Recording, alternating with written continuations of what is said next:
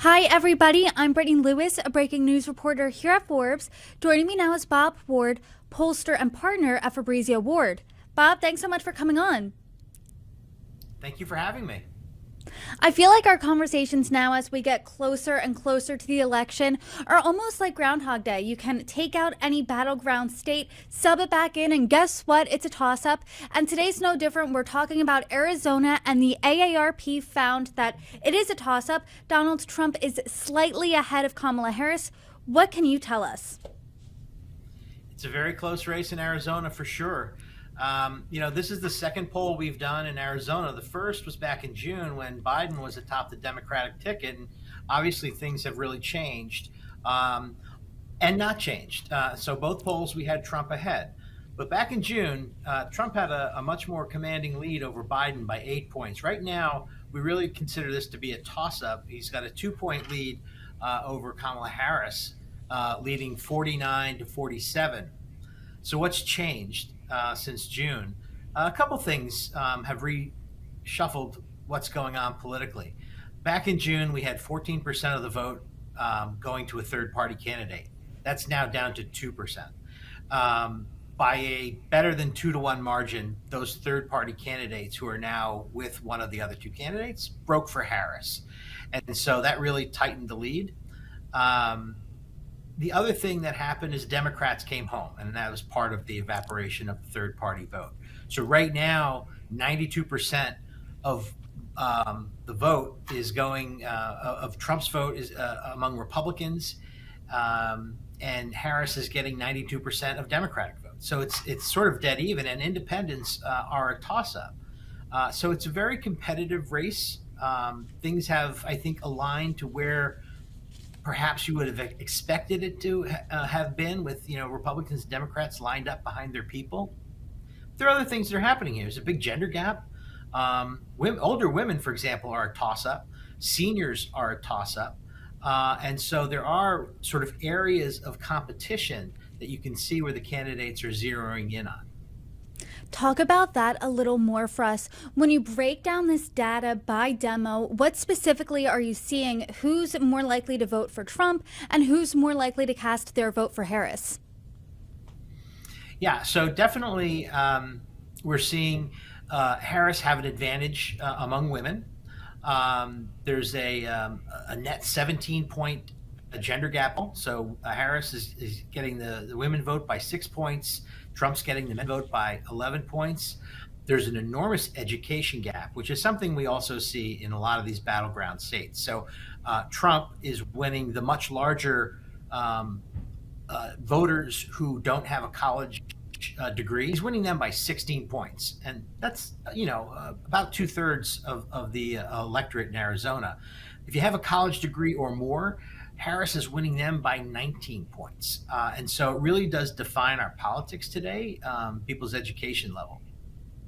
Another group that is going to define this election, according to the AARP, is that over 50 voting bloc. And you and I have talked now for months about just how crucial this voting bloc is because they are extremely motivated. Are you seeing the same thing in Arizona? We are. I think since June, all voters have become a little bit more motivated, and that's expected as we get closer to the election. But there's still a significant gap between older voters and younger voters. So we ask on a 0 to 10 scale, how motivated are you to vote? And we look at those people who say 10 out of 10, extremely motivated. Those over 50, 92% of them say 10 out of 10. Those younger than 50, only 75% of them say 10 out of 10. That's a 17-point gap between motivation. And so even as we look at these numbers and say, the race is tight, people are going to vote, there is an opportunity for candidates to talk to the voters who are absolutely going to show up. And that's the older voters. They're currently breaking to Trump's favor. More so than younger voters are. And so for the Harris campaign, they really do need to zero in on older voters. And in this election, in this race, every vote matters, especially in these swing states. So what are those issues that really matter to this demographic that the Harris campaign can say, hey, We're a month out until Election Day, less than actually. We should be caring about these issues more or showing our policies on these issues to attract those older voters. Yeah, in Arizona, the two big issue themes are immigration and the economy. Immigration is the single most important issue among Republicans and among independents. But when we look at other issues like inflation and jobs and Social Security, those sort of personal economic issues, when you roll those up, they are actually bigger than immigration in Arizona. They also have a Republican lean to them. So if you pick one of those three issues that I mentioned, inflation, jobs, or Social Security, and that's 57% of Arizona voters pick that as either their number one or number two issue. A 29-point lead among those voters. Harris isn't going to overcome that, but she needs to make a dent in it. Democratic voters are being motivated by abortion and reproductive rights, threats to democracy, a little less so on economic issues, but they're certainly important to them as well. And so if I'm the Harris campaign, I need to make inroads into this economic issue. Whether it's on Social Security, whether it's on caregiving. I noticed she had a big, proposal on caregiving to have Medicare cover in-home care. That's smart because when we look at, Arizona voters, 25% of them are family caregivers. And they are a very competitive group. They're voting for Trump by a few points, and they're voting for Ruben Gallego, the Democrat, in the Senate race by a few points. So they're sort of a swing group of voters. And so I think it's smart on the Harris's campaign's part to be leaning into this idea of how do we take care of our older parents. Let's talk about that Senate race a little bit because, as we know, Arizona is one of those famous purple states. Biden did win it in 2020. It's home to the maybe most modern, famous maverick, John McCain. It's a toss-up right now in the presidential race, but the Senate race, that's not the same. That's painting a very different picture between Representative Ruben Gallego and Kari Lake. What can you tell us there? Yeah, Gallego has a pretty good lead outside the margin of error. He's leading by 7 points. He's over 50%. He's got 51% of the vote in our poll.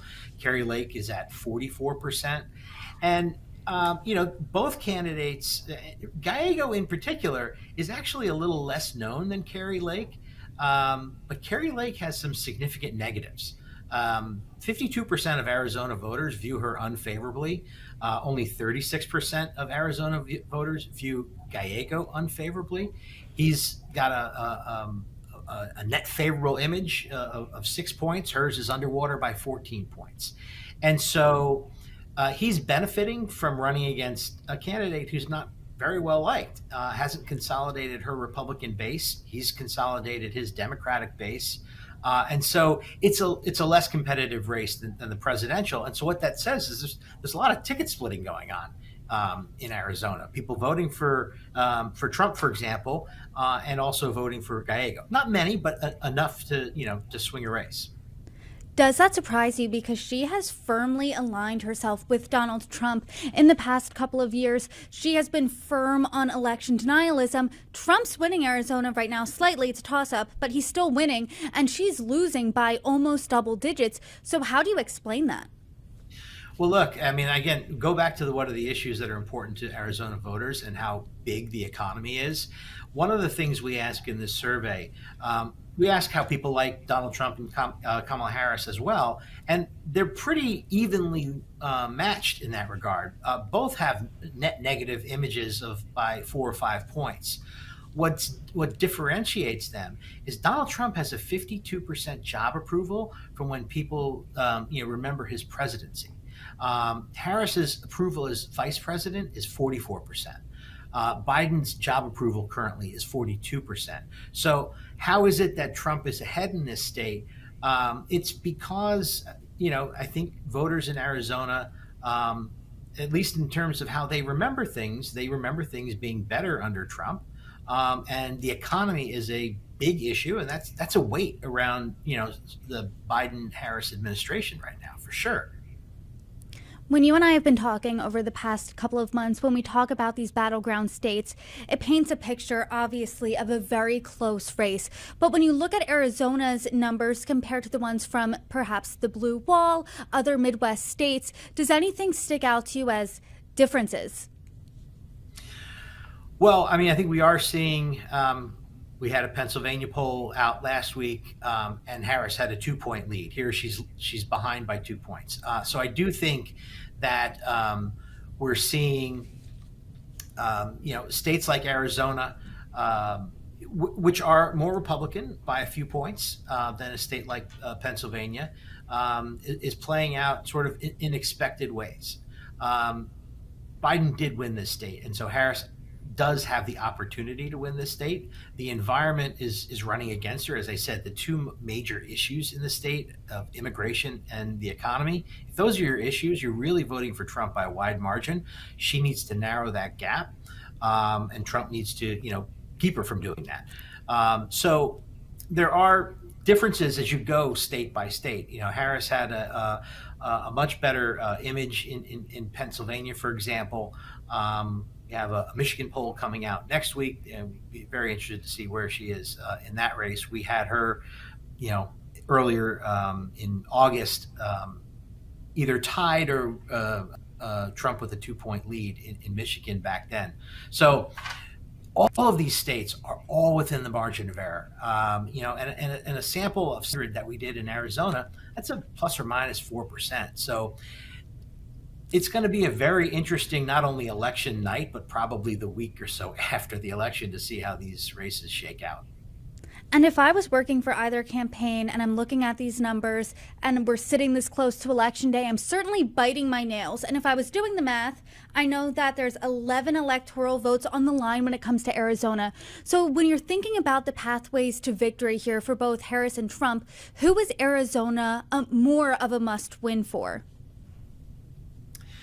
Well, I think it probably falls into if Harris can win Wisconsin, Michigan, and Pennsylvania, and the 2nd congressional district of Nebraska, she wins. And those are all must win for her, and they all have more electoral votes. Arizona, Nevada, Georgia, North Carolina are parts of other pathways to win.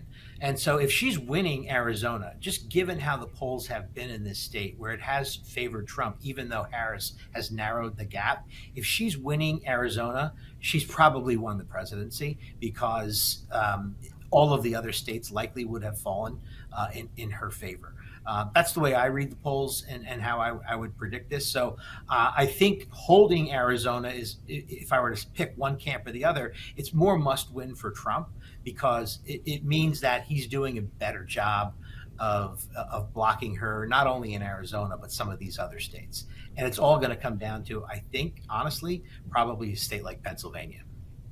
Well, we certainly have a lot to look out for. Again, I know I always say that, but between now and Election Day, and Bob, I hope you come back on soon and break it down with me. Thanks so much for joining me. Yeah, thank you. Thanks for having me.